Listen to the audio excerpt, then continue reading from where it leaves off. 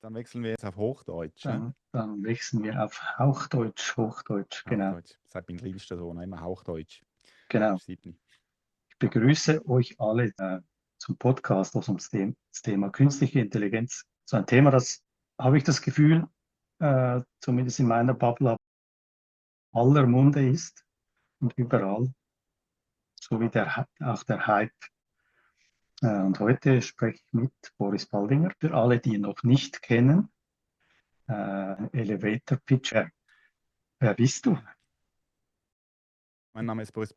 Ja, mein Name ist Boris Balding. Ich bin Fotograf und Filmemacher mit meiner Homebase in Rapperswil. Ich bin seit über 26 Jahren unterwegs, bald 11 davon als freischaffender Fotograf und Filmemacher. Ich bediene hauptsächlich die Schweiz, aber auch weltweit, spezialisiert Corporate und Employer Branding zu machen, ab und zu mal eine Werbekampagne, aber auch Einzelunternehmen und Einzelpersonen mit Personal Branding zu. Genau. Cool. Ich hab von dir auf LinkedIn einen Post gesehen, der hat das ausgelöst, dass ich dich mal näher kennenlernen will. Und hast du geschrieben, ich will dem Echten einen Platz in der Gesellschaft geben. Und das hat mich irgendwie so, ich habe gedacht, Echtheit, Authentizität, das ist doch schon ein Thema. Äh, Drum so der Ball auf deine Seite. Was heißt dann echt für dich in unserem KI? Ja, ist sehr spannend. Die Entwicklung in letzter Zeit geht rasant. Ich weiß nicht mehr genau, wann das Datum war, wo OpenAI den Schalter ich glaube, das war 2022 oder so irgendwie, als sie ChatGPT veröffentlicht haben. Und seit da geht es wirklich fast Monat zu Monat ziemlich schnell voran mit der künstlichen Intelligenz. Nicht nur Text, sondern auch im Bildformat. Äh, äh, Will Smith, der Spaghetti isst, das sah ganz am Anfang sehr, sehr komisch aus und mittlerweile werden Videos generiert, die wir Menschen oder ich sage jetzt mal, der Otto-Normalmensch nicht mehr von einem echten Video unterscheiden kann. Also es geht extrem rasant voran. Und was hier passiert, ist, dass lieben den Hype und prompten sich Content, den sie auf dem Internet zeigen, zusammen. Das heißt, sie sitzen hinter einem Bildschirm, erstellen ihre Bilder und ihre Videos und posten die dann. Im schlimmsten von sich selbst, also das heißt, dass sie mit so einem Selfie ein Foto prompten und sagen, mach mir ein Business-Foto oder stell mich da mal auf eine Bühne oder zeige mich in einem Kontext, möchte mich trotzdem so präsentieren.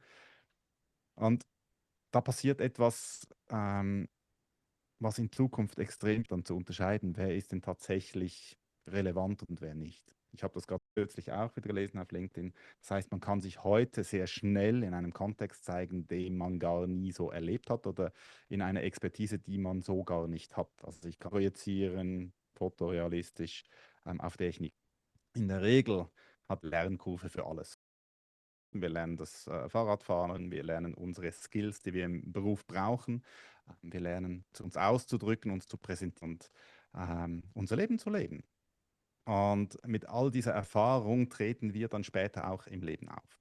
Wenn wir das jetzt alles nur noch mit KI steht so etwas wie ein Authentizitätsgap. Ich mag dieses Wort Authentizität oder echt schon gar nicht mehr wirklich benutzen, weil es wird ja auch ein bisschen overused ich glaube, es bekommt jetzt aktuell gerade Relevanz. Es ist einfacher als je zuvor, genau solche Inhalte zu generieren, diese zu zeigen und damit das Internet und somit die Teilnehmer. Und darum möchte ich als Fotograf und als Filmemacher, und jetzt komme ich auf den Punkt nach diesem langen Umweg, ähm, dem Echten mehr Raum schaffen und finden, wichtig ist wie mir, dass sie Menschen etwas erschaffen, kreativ, physisch, ein Erlebnis vor Ort, an das man sich erinnern kann und von dem man erzählen kann. Weil genau das ist ja das, was unser Leben ausmacht. Gemeinsame, das Zusammenarbeiten, Erlebte, an das man sich erinnern kann. Jetzt stell dir mal vor, du machst ein paar schöne Fotos von dir in den Ferien mit einem schönen Drink am Meer und dann da noch beim Sonnenuntergang und dann hast du ein Handy und in 10, 15, 20 Jahren bekommst du ein Fotoreview heute vor 20 Jahren. Du siehst die Bilder und du kannst dich nicht mehr daran erinnern, weil das ganze AI generiert. Hm. Lebst du eigentlich vielleicht ein Leben im Moment, an das du dich später nicht mehr erinnern kannst? Also wird es dann wie gegenstandslos. Noch echte Begegnungen schaffen, echte Erlebnisse schaffen und echte Kreativität, dass zwei Menschen zusammen sind. Denke ich auch, weil wenn ich etwas generiere, dann habe ich es ja nicht erlebt, ich habe nicht gefühlt in diesem Moment, sondern ich habe einfach ein visuelles Abbild erstellt. Und wenn ich das sehe, dann sehe ich es zwar, aber ich habe das Gefühl, dann passiert ja gar nichts. Okay. Aber wenn es ein Erlebnis, das Richtig, wirklich tiefgehend ist, wenn ich am Meer stehe und die Meerluft rieche und den Sand spüre und vielleicht noch mit Menschen da bin, die ich mag und dann noch ins Wasser laufe, das ist Erinnerung. Die visuelle Erinnerung ist ja nur ein ganz kleiner. richtig. Ich denke, es geht in diese Richtung und ich will ja auch von meiner Seite nicht einfach es gibt ja Fake News, aber ich will ja nicht eine Fake-Person werden und ein Fake-Leben leben, weil als was ende ich dann? Es ist sehr spannend, eine solche Persönlichkeit aufzubauen, weil kurzfristig kann man damit sehr viel Aufmerksamkeit generieren, was kurzfristig dann auch zu sehr viel Glück, Freude, finanziellem Reichtum führen kann. Langfristig habe ich aber das Gefühl, dass wir hier auf einem Pfad sind, der vielleicht wieder ins Abseits führt, weil KI ist jetzt absolut im Hype und wir alle kennen die Gartner Hype Curve. Also da gibt es einen riesen Hype, dann fällt das wieder massiv runter und dann irgendwann fängt es an, sich zu etablieren. Äh, Und ich glaube, wir sind immer noch im Aufstieg von dieser Hype Curve. Die dauert vielleicht jetzt noch ein Stückchen, bevor dann irgendwie alle realisieren, oh mein Gott, vielleicht waren wir doch ein bisschen zu enthusiastisch. Wir müssen da nochmal ein bisschen auf die Bremse gehen und das Ganze nochmal anschauen. Weil wenn wir uns das auch mal überlegen, das Internet selbst ist jetzt 30 Jahre alt, wenn ich richtig rechne, plus minus 1950 Jahre alt. Überleg dir mal, wie lange es gedauert hat, bis man beim Autofahren Sicherheitsgurt eingeführt hat oder irgendwelche Verkehrsregeln überhaupt. Also wir sind immer noch, und ich sage das schon seit 10 Jahren, in den Kinderschuhen des Internets. Es läuft alles so schnell, jetzt mit KI noch viel schneller. Wir kommen gar nicht nach damit, mit all den Gegebenheiten, diese zu regulieren oder richtig anzuwenden oder irgendwie damit zu finden. Und darum, ich möchte nicht schwarz malen, also ich glaube, KI ist gut und ich glaube, KI kann uns auch in Zukunft allen Branchen wahnsinnig unter die Arme greifen. KI richtig genutzt, macht uns effizienter, macht uns schlauer, macht uns, also unterstützt uns in unserem Alltag, ob jetzt das in der ist oder auch mal im Generieren eines Bildes, das man mal braucht. Ich bin überhaupt nicht dagegen. Was ich aber trotzdem machen möchte, ist dem Echten, eben der Menschlichkeit, dem Kreativen, wieder einen Platz zu geben, damit wir diese Erinnerungen haben. Weil ich habe hier in meinem Atelier, das sieht man jetzt leider nicht, ein Poster, das hat ein Freund auf einer Siebdruckmaschine gemacht, steht, These are the good old days. Mhm. Enjoy them. Und das soll mich eigentlich immer daran erinnern, dass der heutige Tag ist für mich in 10 Jahren einer, auf den ich gerne zurückblicken möchte. Also das heißt, also im Yoga heißt es, glaube ich, all we have is now. Mhm. Dieser Moment jetzt, weil jetzt, wir erleben das jetzt. Und die Momente, die wir heute erleben, an die erinnern wir uns sehr gerne zurück in 10 Jahren. Und neben diesem Poster, das aufgehängt ist, habe ich ganz viele Selfies mit Menschen, die bei mir ins Atelier gekommen sind, die ich porträtieren durfte, Freunde, die mich unterstützt haben in den letzten Jahren. Und das macht es für mich greifbar. Jedes Mal, wenn ich hier an die Wand da oben schaue, sehe ich all die Menschen, die mich begleitet haben über die letzten Jahre, Monate, die hier vorbeigekommen sind, die an mich gedacht haben. Einfach Menschen, die mich begleitet haben über all die Zeit. Und das macht es für mich wahnsinnig real. Das macht es für mich echt. Das macht es für fühlbar und es ist eine Erinnerung. Und immer wenn ich da hochschaue, stärkt sich diese Erinnerung. Und wenn ich ein generiertes Bild sehe, denke ich, ja toll, lustig war es oder irgendwie eben cringe oder wie auch immer, dass man das heute nennen mag oder die Bilder, die existieren. Ich habe schon den ein oder anderen Post auf Social gemacht mit Bildern, die ich probiert habe. Erstaunlicherweise wird es ja immer besser, aber die ersten waren wirklich cringe. Ähm, Ganz weird anzuschauen, man erkennt sich nicht selber. Und darum ist der echte Moment so wahnsinnig wichtig, glaube ich, weil es ist ja nicht nur das Erlebte im Moment, sondern es ist auch die Erinnerung, die uns dann schlussendlich zu dem macht, was wir dann sind. Heute, aber auch in 10 Jahren, wo es uns hinführt. Die Begegnungen, die wir vor vielen Jahren hatten, wo dann in der Gegenwart wieder zu neuen Verbindungen führen können. Das ist mir dann auch passiert mit der Selbstständigkeit. Als ich mich vor bald 11 Jahren selbstständig gemacht habe, haben sich Menschen gemeldet, mit denen ich echte Erlebnisse hatte von vor 15 Jahren, wow, ich Mhm. brauche Bilder, lass uns doch mal reden. Und von denen habe ich 10, 15 Jahre nichts gehört vorher. Und darum, ja, echte Erlebnisse sind, glaube ich, nach wie vor sehr wichtig. Wie gesagt, ich möchte es nicht verschreien. Das wird es auch weiterhin geben, aber ich möchte sehr bewusst, wirklich sehr bewusst jetzt auch genau so kommunizieren in Zukunft, dass das wichtiger ist denn je, dass wir nicht vergessen, wer wir sind, was uns zu dem macht, wie wir eben diese Erlebnisse und Erinnerungen schaffen können. Was ist denn dein Helm und dein Sicherheitsgurt, wenn du mit der KI rumfährst? Dein persönlicher? Dass du eben Die nicht, Frage müsstest du noch mal ein bisschen genauer ausformulieren. Ich weiß nicht genau, ob ich dich richtig verstehe. genau, weil vorher haben wir ja geschrieben, es ging im Internet auch eine Weile, bis dann die Guardrails kamen und bis man dann wusste, auf was das man aufpassen muss, wie auch beim Auto irgendwann dann der erste Sicherheitsgurt kam und die Jackenstütze. Und ich glaube, das Gefühl, es braucht doch auch dabei so langsam Sicherheitsgurte oder vielleicht in der Anfangsphase sogar noch Helme, dass wir uns ein bisschen schützen können. Hast du dann da persönlich schon irgendwelche Verhaltensweisen, dass du eben nicht in die Wand fährst? Es ist der wilde Westen, habe ich das Gefühl. Also aktuell wird einfach wild ausprobiert. Damals gab es Stoppschilder oder kein Vortritt oder Kreisverkehre, die den Verkehr sicherer gemacht hätten. Ich glaube, da sind wir immer noch mittendrin und persönlich kann man dann halt sagen, ja, ich nutze KI oder nicht oder ich lade mein Bild jetzt in eine KI hoch, um aktuell ist das Thema, eine Karikatur von mir machen zu lassen mit all Mhm. dem, was die AI über mich weiß.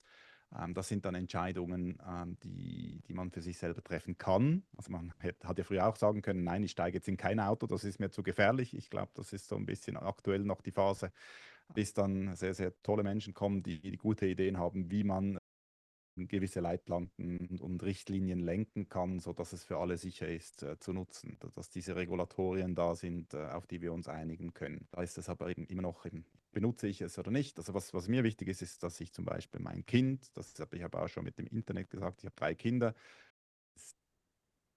die erst dann ins Internet kommen, wenn sie sich bewusst sind, was das bedeutet. Und meinen 7-Jährigen zum Beispiel frage ich immer, wenn er zu sehen ist, auch nur schon von Weitem, möchtest du, dass ich das zeige oder nicht? Gerade gestern passiert, habe ich ein Schlittelvideo gemacht mit 360-Grad-Kamera. Man sieht ihn mit Helm und Brille kennen, aber es war ihm nicht wohl, also habe ich es nicht hochgeladen. Also ich habe ihn Mhm. gefragt, dürfte ich das zeigen? Hat er gesagt, lieber nicht, dann habe ich das respektiert. Meine beiden größeren Kinder, die sind schon 17, bald 18 und die können selber entscheiden, was sie von sich selbst zeigen im Internet. Und ob sie Bilder von sich selbst für KI-Anwendungen hochladen oder nicht. Weil am Ende, und das gibt es ja schon lange, ist I read and accept the terms and conditions von dieser Plattform. Ich glaube, das ist die größte Lüge auf der Welt. Ich habe es gelesen und ich akzeptiere es und ich bin damit einverstanden, weil praktisch niemand liest diese Terms and Conditions. Weil, wenn man das machen würde, würde man gestehen. Also bei KI Genau. so, das war aber auch bei Social so. Ja, Ja, und darum auch da gibt es in dem Sinne keine Richtlinie. Man sieht ja jetzt von wegen Helme oder Sicherheitsgurte. Aktuell wird in vielen Ländern ein Social Media Verbot für unter 16-Jährige diskutiert oder beschlossen. Toll, jetzt haben wir das mal geregelt. Jetzt kommt KI, können wir in 10 Jahren nochmal darüber diskutieren, ob wir da auch ein Verbot brauchen oder nicht.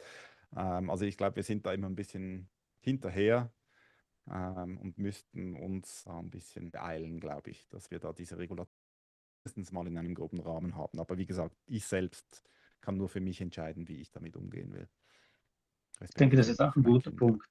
Ja, bewusst, also zuerst sich bewusst werden, was ich überhaupt mache und dann so wie seine eigenen Regeln aufstellen und nicht einfach wild. Ich sehe das auch, das ist wirklich Wild West und jeder Tag, jede Woche ein neues Modell und das kann man noch machen und das könnte man auch noch. Und mein LinkedIn-Feed ist zum Beispiel überflutet von KI-generierten Bildern bei jedem Post. Und ich sage so, why? Also eigentlich Genau. geht es dann auch dorthin, dass wenn es alle machen, dann bist du ja gar nicht mehr speziell. Da kommen wir wieder zum Thema Branding. Oder? Also ich glaube, jetzt aktuell haben wir noch eine Chance, dass wenn man sich selber positionieren möchte als Mensch mit Fähigkeiten, mit Skills, dann hat man jetzt noch die Möglichkeit, bevor das Internet dann so voll ist mit Slop wie man das Ganze so schön nennt, dass man überhaupt noch auffällt oder eben sichtbar wird. Weil Pinterest, die Plattform, hat ja ein Riesenproblem, so wie ich das gehört habe. Ich habe es noch nicht selber verifiziert, aber zwei, Mhm. drei Artikel dazu gesehen, dass Pinterest eigentlich jetzt wirklich nur noch mit AI-Slop voll ist und man Mhm. praktisch keine echten Inhalte mehr sieht. Andere Plattformen geht es genau gleich. Also ich glaube bei Facebook auch. Und vor allem für die ältere Generation ist es unheimlich schwierig dann zu realisieren, ist jetzt das echt oder nicht. Ähm, Das ist natürlich schade und dementsprechend habe ich da auch das Gefühl, dass die Plattformen sich somit wie ein bisschen selber am eigenen Ast sägen, weil wir am Ende wahrscheinlich so die Nase davon voll haben werden, dass wir sie nicht mehr nutzen. Weil bis jetzt war es ja schon auch noch okay. Also die Inhalte kamen ja von echten Menschen mit echten Geschichten, mit echten Erlebnissen. Manchmal war es auch ein bisschen Clickbait und ein bisschen, ja, Brainrot ist, glaube ich, auch noch so ein Wort. Ähm, Was ja zwischendurch auch mal ganz gut tut, aber jetzt Mhm. nur noch AI-Slop. Also egal in welcher Nische, ob jetzt das Gesundheit ist, Sport, Fitness, Katzen, Hunde, überall geht es ins Extreme und das macht für mich weder Freude, bringt es mich einen Schritt weiter. Also ich kann weder etwas davon lernen, noch kann ich davon profitieren, noch unterhält es mich. Also dementsprechend ja, stelle ich gerne das Echte wieder in den Vordergrund und eben das Erlebnis. Und darum habe ich auch vor kurzem mal noch ein Video gemacht. Ich habe einen Traum, wo ich gerne wieder mit Menschen rausgehen möchte und Mhm. fotografieren gehen möchte. Einfach Mhm. ganz simpel, ohne großen Sponsor oder irgendwelche Absichten. Nur Menschen kennenlernen, die Leidenschaft also die Leidenschaft zur Fotografie teilen, sich austauschen, vielleicht mal eine andere Kamera in die Hand nehmen, mal wieder was analog machen, nicht digital. Da geht ja der Trend aktuell auch wieder dahin, Mhm. dass sehr viele junge Menschen analoge Kameras hervorgraben, weil sie eben genau die Nase haben von all dem digital Erstellten und wirklich das Echte haben möchten. Sein Abbild, so wie es auf dem chemischen Film festgehalten wurde. Und das ist schon sehr schön. Und auch ich habe diesen Traum und ich werde das dieses Jahr ganz sicher durchführen, sobald die Temperaturen wieder ein bisschen wärmer sind. Ja, also das mache ich auch.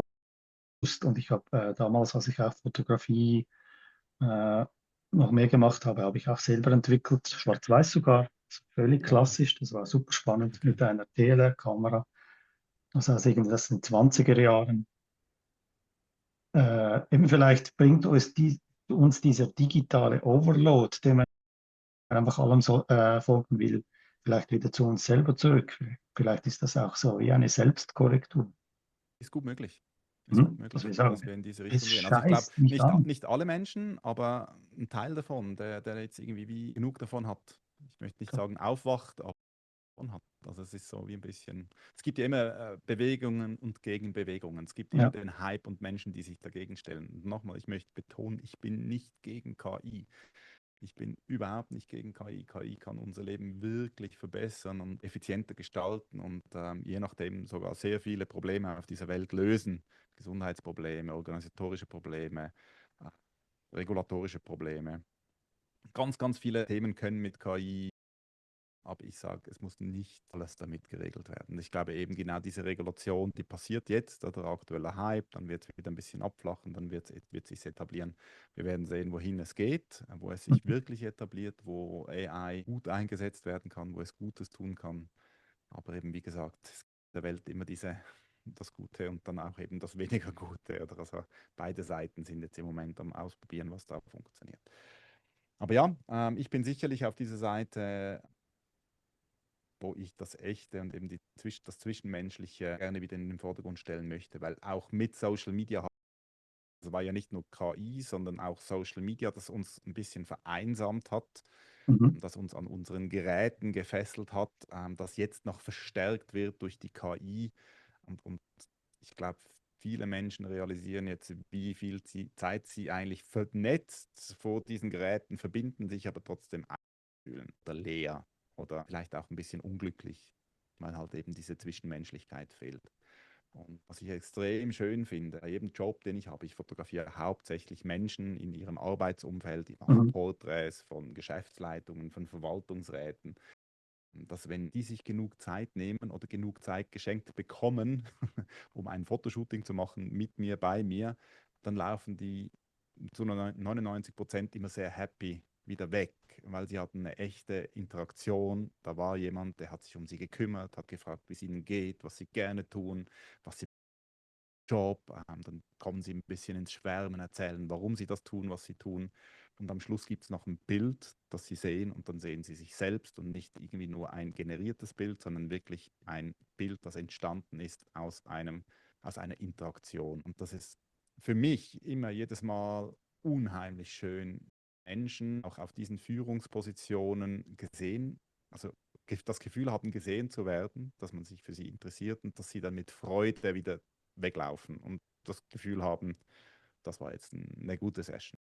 Und ich glaube, das fehlt teilweise, also diese Kommunikation auf Augenhöhe oder irgendwie diese Interaktionen, wo dann eben das Erlebnis formen.